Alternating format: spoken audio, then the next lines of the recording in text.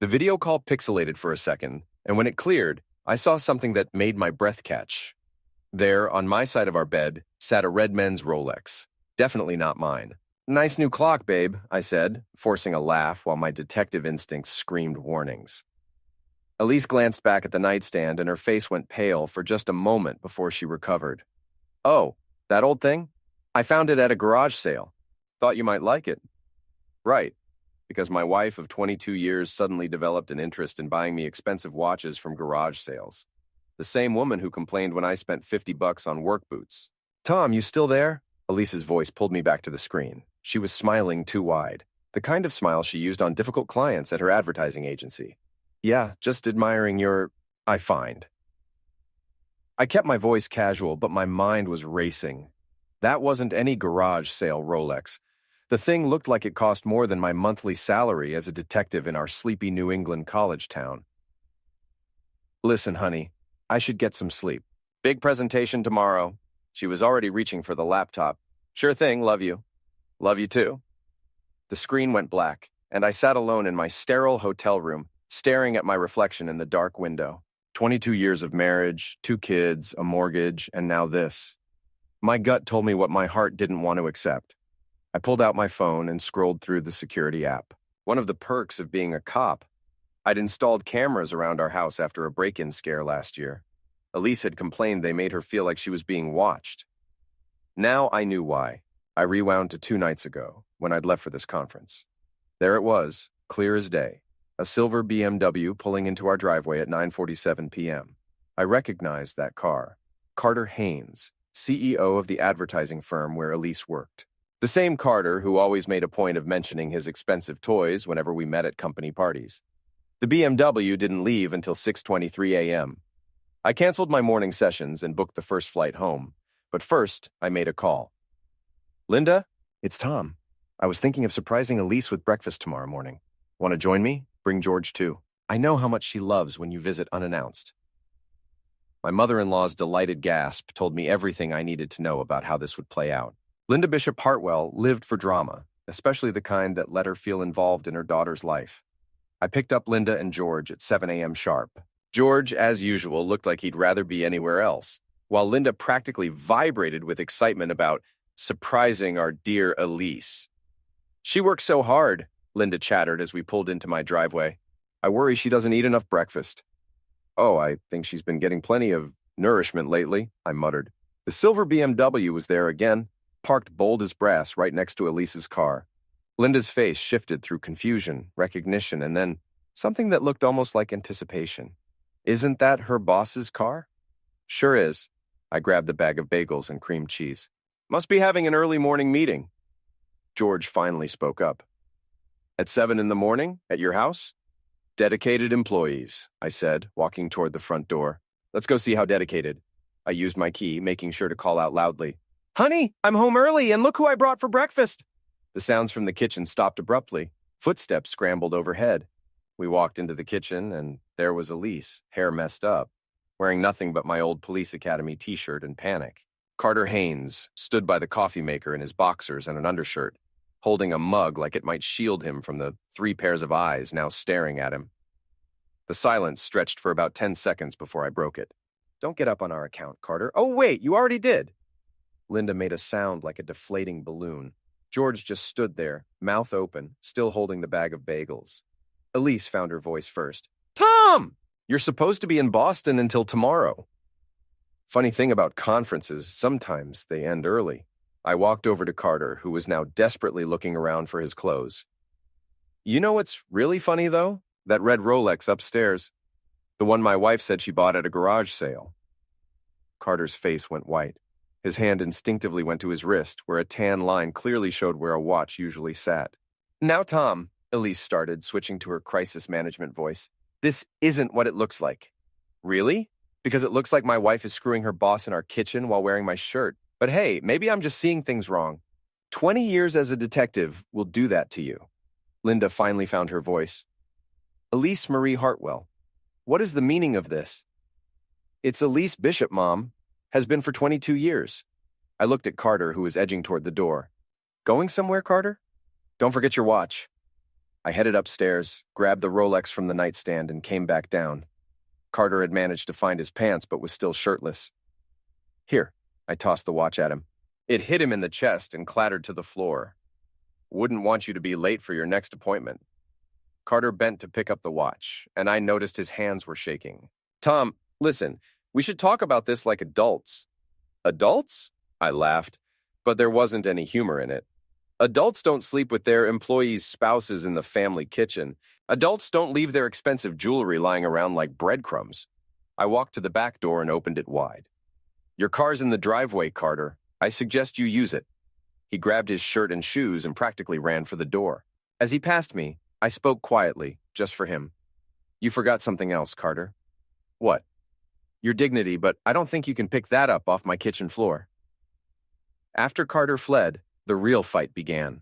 Linda alternated between horrified gasps and demanding explanations. George sat at the kitchen table, staring at his coffee like it held the secrets of the universe, and Elise went on the offensive. You had no right to humiliate me like that, she hissed once her parents finally left. Bringing my mother here, ambushing me. I had no right? I couldn't believe what I was hearing. You're screwing your boss in our house and I had no right? It's not that simple, Tom. You don't understand the pressure I'm under at work. The expectations. Oh, I understand perfectly. Carter expected you to spread your legs and you delivered. Very professional. She slapped me. Hard. The sound echoed through the kitchen. I touched my cheek and nodded. Feel better? This marriage has been over for years, Tom. We both know it. We're just going through the motions. Funny, I must have missed the memo. When exactly did you decide our marriage was over? Before or after you started wearing lingerie to work? You're impossible to talk to when you're like this. Like what? Angry that my wife is cheating on me? Yeah, I can see how that would be inconvenient for you. My phone buzzed. Text from Jack, our 20-year-old son. Dad, what's going on? Mom's parents called and said there was some kind of emergency. I showed Elise the text. What do you want to tell the kids? Her face crumpled for a moment, but then the mask went back up. We'll figure something out. No, Elise, you'll figure something out. I'm done figuring things out for you. I grabbed my jacket and keys. I'm going to work. When I get home tonight, I expect you to have decided whether you want to try to fix this marriage or end it, but the affair stops now, today. Or I make Carter's life very uncomfortable, and trust me, I know how to do that legally. She was crying when I left, but I was past caring about her tears. At the station, my partner Ray took one look at me and poured 2 cups of coffee. Rough night? Rough morning. I filled him in on the basics. Ray had been my partner for 8 years and had met Elise plenty of times at department barbecues and Christmas parties. Carter Haynes? That pretty boy with the expensive car? That's the one. Ray whistled low. Man's got balls, I'll give him that. Stupid, but big. Question is, what do I do about it? What do you want to do about it? I thought about that for a long time. What did I want? I wanted to go back to yesterday morning when the biggest problem in my life was whether to attend the boring conference seminar on digital forensics. I wanted my wife to not be a cheating liar. I wanted my kids to not have to choose sides in a divorce. But since none of that was possible, I wanted Carter Haynes to understand that actions have consequences. I want him to hurt the way I'm hurting, I finally said. Ray nodded. Legal hurt or the other kind? Legal. I'm not throwing away my career and my pension for that piece of crap. Good man. So what's the plan? I smiled for the first time in 12 hours. You know how you're always saying I should use my investigative skills for more than just burglary cases? Yeah? I think it's time to investigate Carter Haynes very thoroughly. I bet a guy who's careless enough to leave his watch at his girlfriend's house is careless about other things too. Ray grinned. Now you're talking. It took me 3 days to build a case against Carter Haynes. 3 days of using every legal resource at my disposal, every contact I'd made in 20 years of police work, every database I had access to. Carter, it turned out, was sloppy about more than just his extramarital affairs. His company car, the silver BMW, had 17 unpaid parking tickets dating back 8 months. His gym membership, the exclusive one that cost more than most people's rent, was being paid for by his company as a health and wellness expense. That same company was also covering his monthly massage appointments, his personal trainer, and his supplements. The real goldmine was his expense reports. Carter had been billing personal dinners as client meetings, charging personal gas to company accounts, and claiming mileage for trips that had nothing to do with work. It wasn't enough to land him in jail, but it was definitely enough to get him fired. I compiled everything into a neat folder and made copies. Then I called Jack. Dad, how are you holding up? I'm managing. Listen, I need to ask you something and you can say no if you want. What is it? How good are you with computers these days? Jack laughed. Better than you, old man. Why? I need someone to help me with a little project. It involves your mother's boss. There was a pause. The guy she's been screwing? I winced. You know about that? Dad, I'm 20, not 12. Plus, Kayla told me. Mom confided in her. Of course she did.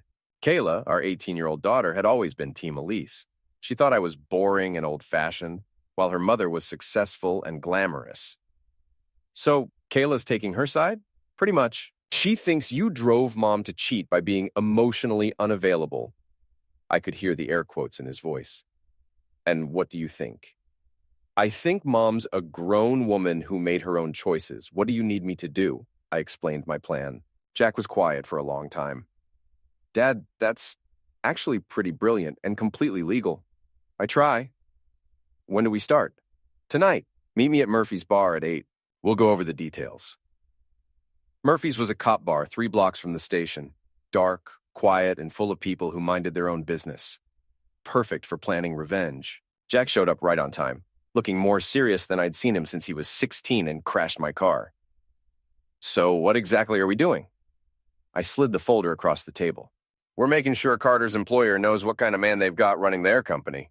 Jack flipped through the papers, whistling softly. This is a lot of evidence.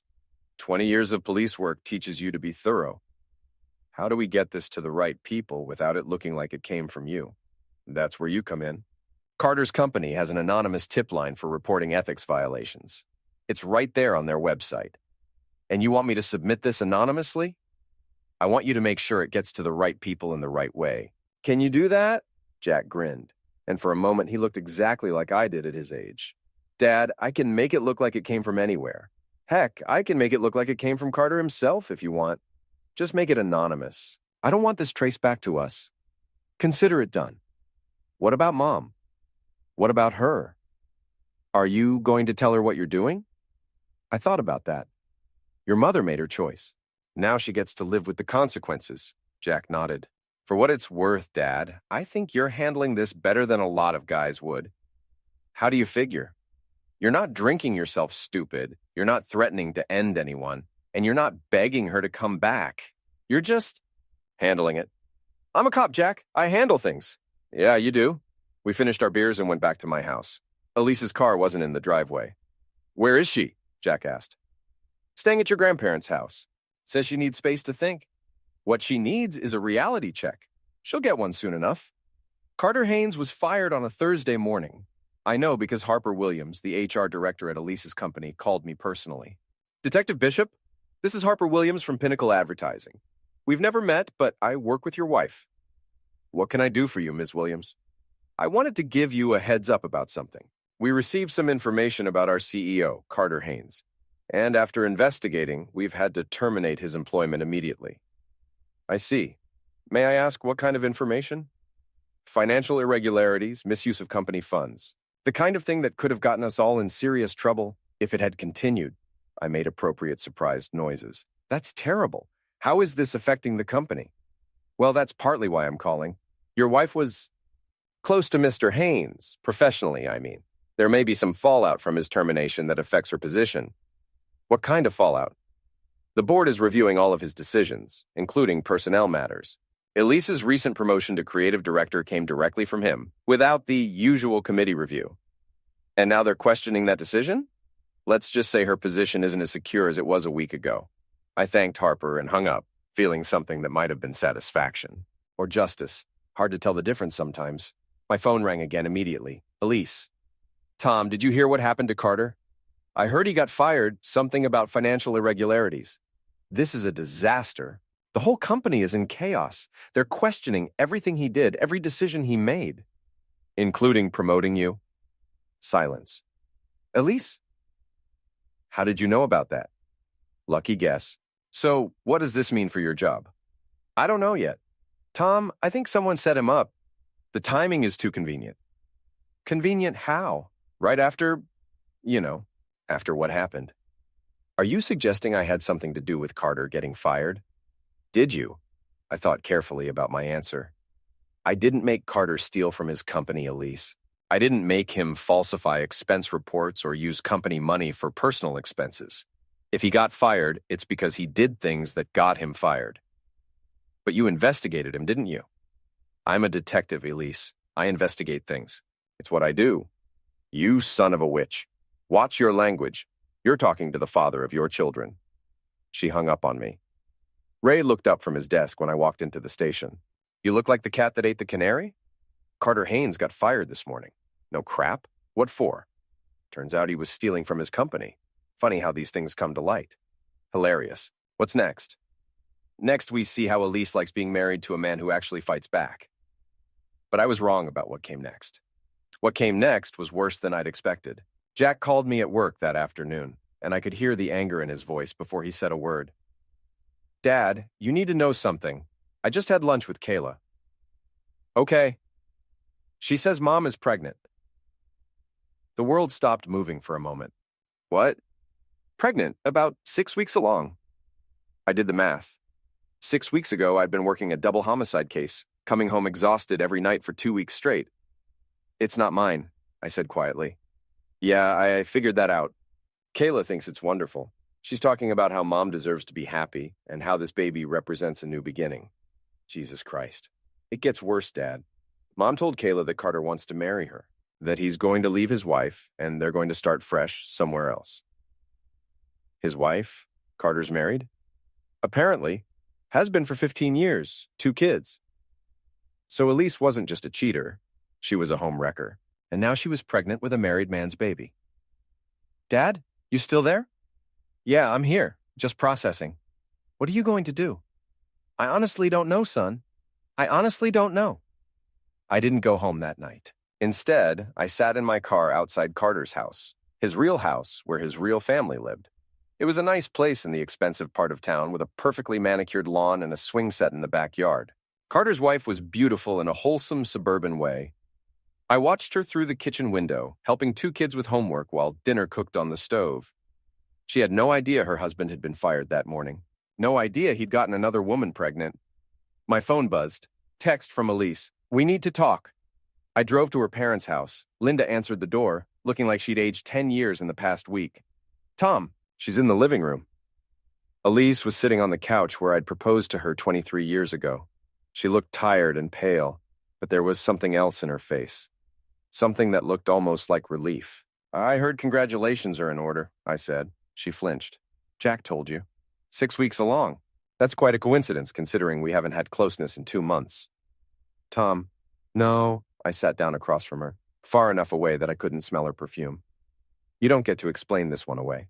You don't get to make this my fault or tell me I don't understand. You're pregnant with another man's baby, a married man's baby. Carter's getting divorced. We're going to be together. Carter got fired yesterday, Elise, for stealing from the company. Did he mention that when he proposed this new life together? Her face went white. That's not... He said it was a misunderstanding. It's not a misunderstanding, it's embezzlement and fraud, and about a dozen other things that are going to make him unemployable in this industry. You did this. You destroyed him. I didn't make him steal, and I didn't make him screw you. Carter destroyed himself. I just made sure the right people knew about it. She started crying then, the ugly kind of crying that comes when you realize you've made a mistake you can't take back. What am I going to do, Tom? I can't raise a baby alone. I might lose my job too. For a moment, just a moment, I felt sorry for her. This was the woman I'd loved for more than half my adult life, the mother of my children, the person I'd planned to grow old with. But then, I remembered Carter's watch on our nightstand. I remembered the lies and the gaslighting, and the way she'd tried to make this my fault. You should have thought about that before you decided to blow up our marriage. Please, Tom. I know I screwed up, but we can fix this. We can work through it. How exactly do we work through you being pregnant with another man's baby? She didn't have an answer for that. I stood up. I'll have my lawyer draw up divorce papers. You can keep the house until it sells. Then we'll split everything 50-50. I'll pay child support for Jack and Kayla until they're finished with college. What about the baby? What about it? It's not mine. But Tom... No, Elise. I'm done. 22 years, and this is how it ends. Not with us growing apart or falling out of love, but with you getting knocked up by a married embezzler in our kitchen. I walked toward the door, then stopped. One more thing. Carter's wife doesn't know about any of this yet. His kids don't know their father is a cheater and a thief, but they will soon. And when they do, when his whole life falls apart, remember that you helped make that happen. You're not just destroying our family, Elise. You're destroying his too. I left her crying on her mother's couch and drove home to my empty house. 2 weeks later, I was having coffee at Murphy's when Ray slid into the booth across from me with a newspaper. You see the business section today? He spread the paper out on the table. The headline read, "Local ad executive arrested for embezzlement." There was Carter's mugshot, looking pale and defeated. The article detailed his arrest for stealing over $200,000 from Pinnacle Advertising over the past 2 years. It also mentioned that he was being investigated for similar crimes at his previous job. Turns out your boy Carter has been doing this for a while, Ray said. The investigation you started opened up a whole can of worms. I read the article twice. Carter had been stealing money to fund his lifestyle. The expensive car, the gym membership, the jewelry, the affairs. He was looking at serious prison time. There's more, Ray said. My buddy in white-collar crime says Carter's been trying to make a deal. Wants to testify against other people in exchange for a lighter sentence. What other people? Anyone who might have helped him. Anyone who might have known about the money and didn't report it. It took me a moment to understand what he was saying. Elise. If she knew about the stolen money, if she benefited from it in any way, she could be charged as an accessory. I thought about the expensive dinners Carter had paid for, the weekend trips, the jewelry he'd probably bought her. If prosecutors could prove she knew the money was stolen. She's pregnant, Ray, and unemployed. Pinnacle fired her last week. I know. Doesn't change the law. My phone rang. Speak of the devil. Tom, please, I need your help. Elise's voice was shaky, desperate. What's wrong now? Carter's been arrested. The FBI came to my parents' house this morning. They want to talk to me. About what? They think I knew about the money. They have pictures of us at restaurants, receipts from trips we took. Tom, I swear I didn't know he was stealing. Did you ask where the money came from? Silence. Elise? No, I assumed he made good money. He was the CEO. You never wondered how a CEO of a small advertising firm could afford to spend $500 on dinner. I didn't think about it. Of course she didn't. Elise had always been good at not thinking about inconvenient details.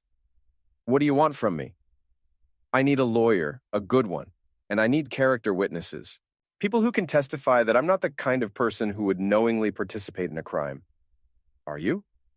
Am I what? The kind of person who would knowingly participate in a crime? Another long silence. I never meant for any of this to happen, Tom. That's not what I asked. I don't know, she whispered. I don't know what kind of person I am anymore. It was the first honest thing she'd said in months. I'll give you the name of a lawyer, I said finally. A good one, but I can't be a character witness, Elise. I can't stand up in court and vouch for your honesty. Because of the affair. Because of everything. She was crying again when she hung up. Ray was watching me carefully. You okay? I will be. What happens now? I folded the newspaper and stood up. Now I go home and call my kids. They need to know their mother might be going to prison. And after that? I thought about it. After that, I start over. The trial lasted 3 weeks. Carter pleaded guilty to embezzlement and fraud in exchange for a reduced sentence of 5 years in federal prison. His wife divorced him and took the kids to live with her parents in California. Elise's trial was harder to watch. She'd hired a good lawyer with money borrowed from her parents, and he did his best to paint her as an innocent victim of Carter's manipulation. The prosecutor wasn't buying it. The evidence was damning. Credit card receipts showing expensive dinners and hotel rooms. Bank records showing cash deposits Carter had made to Elise's personal account. Text messages between them discussing money and trips. The worst part was when they read some of the text messages aloud in court. Carter, booked us the penthouse suite at the Marriott for next weekend. Elise, can you afford that? Carter, don't worry about money, baby. I've got it covered. Elise, you're so good to me. Tom never spent money like this. Carter, Tom's a loser. You deserve better. Jack was sitting next to me in the courtroom when they read that exchange. I felt him tense up, saw his hands clench into fists. Easy, I whispered. She called you a loser, he whispered back. I've been called worse. But it stung. Even after everything, it stung. The jury deliberated for 2 days. When they came back, the foreman stood up and read the verdict. On the charge of conspiracy to commit embezzlement, we find the defendant guilty. On the charge of money laundering, we find the defendant guilty. On the charge of fraud, we find the defendant not guilty. Elise collapsed in her chair. Her lawyer put his arm around her shoulders. The judge sentenced her to 18 months in federal prison, followed by 2 years of probation. She would serve her time at a minimum security facility in Connecticut, about an hour's drive from home. As they led her away in handcuffs, she looked back at me one last time. I couldn't read the expression on her face. Regret, anger, resignation. I didn't care anymore. Outside the courthouse, reporters were waiting. I pushed through them without comment, but Jack stopped. My mother made her choices, he told the cameras. Now she's paying for them. That's how justice works. Kayla was there too, crying and screaming at the reporters about how unfair it all was. Linda and George flanked her, looking like they'd aged 20 years in the past 6 months. This is your fault, Linda hissed at me as I walked past. You destroyed our daughter's life. Your daughter destroyed her own life, I replied. I just made sure she didn't get away with it. Her epilogue. The end. 6 months later, I was cleaning out the garage when I found a box of Elise's old things. Photo albums, letters, souvenirs from trips we'd taken when we were young and still believed in forever. At the bottom of the box was a small jewelry case. Inside was the engagement ring I'd given her 23 years ago. She must have taken it off and forgotten about it. I held the ring up to the light, remembering the day I'd bought it. I'd been so nervous, so excited, so sure that I was making the right choice. We both were back then. Jack knocked on the garage door frame. Hey, Dad. What's that? Your mother's engagement ring. What are you going to do with it? I thought about it. I could sell it, but it wasn't worth much. I could throw it away, but that seemed petty. I could save it for Kayla, but she wasn't speaking to me these days. I don't know, I said finally. She had the baby last week. I looked up. How do you know? Kayla told me. A girl. They're calling her Hope. Hope. Of course they were. Carter's not on the birth certificate, Jack continued. His lawyer advised against it because of the criminal case. So Elise is raising the baby alone? In federal prison? Yeah, I guess so. Kayla says she's going to help when Mom gets out. I put the ring back in the box and closed it. Your sister can make her own choices about that. What about you? What about me? Are you going to help? When she gets out? I looked at my son, my grown son who was asking me to be a better man than I felt like being. The baby didn't do anything wrong, I said finally. No, she didn't. But I'm not getting back together with your mother, Jack. That part of my life is over. I know, Dad. I'm not asking you to take her back. I'm just asking, don't let the baby suffer for what her parents did. I nodded. I'll think about it. That night, I sat on my back porch with a beer and thought about justice. I'd gotten what I wanted. Carter was in prison, Elise was paying for her crimes, and everyone knew the truth about what had happened. But I didn't feel victorious. I felt empty. My phone rang. Ray. How you doing, partner? I'm okay. Liar. What are you doing? Sitting on my porch, drinking beer, feeling sorry for myself. Want some company? Sure. Ray showed up 20 minutes later with a six-pack and a deck of cards. We sat on the porch playing poker and not talking about anything important until the sun went down. You know what your problem is? Ray said as he dealt another hand. I'm sure you're going to tell me. You won. Carter's in prison. Elise is in prison. And you're free to start over. But you're sitting here acting like you lost. Maybe I did lose. Maybe we all lost. Bees, you lost a cheating wife and gained your self-respect. That's a fair trade in my book. I looked at my cards. 2 pairs, jacks, and 8s. Not a great hand, but not terrible either. You know what I keep thinking about? I said. What? That watch. The red Rolex that started all this. If Carter hadn't left it on my nightstand, I might never have found out about the affair. You would have found out eventually. Guys like Carter always get sloppy. Maybe. Or maybe I would have spent the next 20 years married to a woman who was screwing around behind my back. Would that have been better? I thought about it. No? I guess it wouldn't have been. Ray won the hand with a straight. As he collected the chips, he looked at me seriously. Tom, you did the right thing. Maybe it wasn't pretty, and maybe it hurt people who didn't deserve to get hurt. But you did the right thing. Don't let anyone tell you different. I raised my beer. To doing the right thing. To doing the right thing, Ray echoed. We finished the beer and played cards until midnight. When Ray left, I went inside and looked at the house that was now just mine. It was quiet. Too quiet. But it was honest. No more lies, no more secrets, no more red Rolexes on nightstands. I thought about the baby, Hope, and wondered what kind of life she would have. I thought about Kayla, who was angry at me but would probably come around eventually. I thought about Jack, who was proud of his old man for fighting back. Most of all, I thought about Elise, sitting in a prison cell, probably wondering how her life had gone so wrong so fast. I could have told her. It went wrong the moment she decided that 22 years of marriage was worth less than a few months of excitement with a man who turned out to be a criminal. But she would figure that out on her own, eventually. I turned off the lights and went to bed. Tomorrow, I would start the rest of my life. The life where I was Tom Bishop, not Tom Bishop whose wife cheated on him. The life where I was the hero of my own story instead of the victim of someone else's. It was going to be a good life.